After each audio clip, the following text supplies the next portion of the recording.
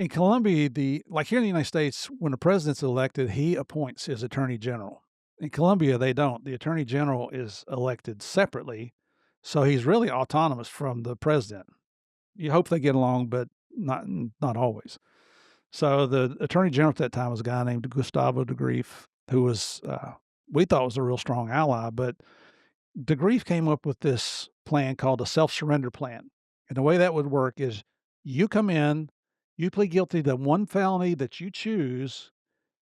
We're going to put you in prison as punishment, but every other felony you've committed in your entire life, to include murder, will absolve you of all that. Oh my So god. when you get out, you're a free man.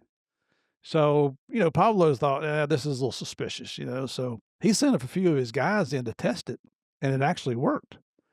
So, I don't blame him. I'd be thinking, like, there's no way there's anyone that stupid that would offer that plea bargain.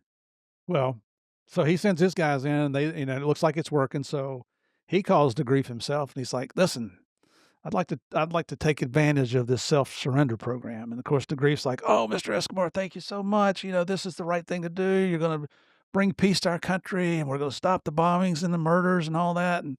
And Pablo says, "Wait a minute. Now, I'm not just going to accept a deal like my guys did. I got some stipulations to go along with mine." Mm. And he's like, "Okay, what do you got? What is it we can do for you?" He said, "Well, first of all, I'm gonna build my own prison.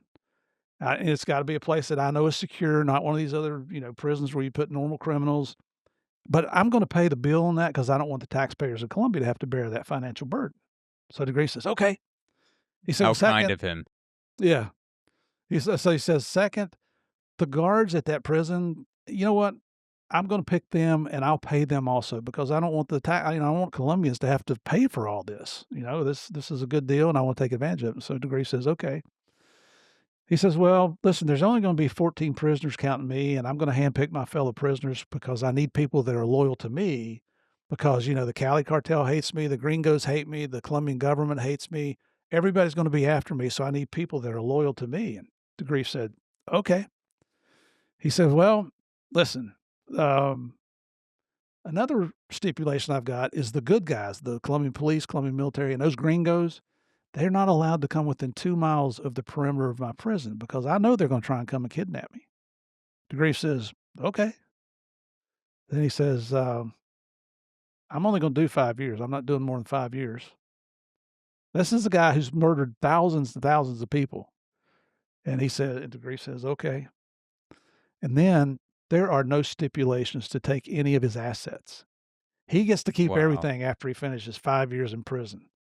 What he calls a prison. You and I would call it a country club. Yeah. And DeGrief says, "Okay."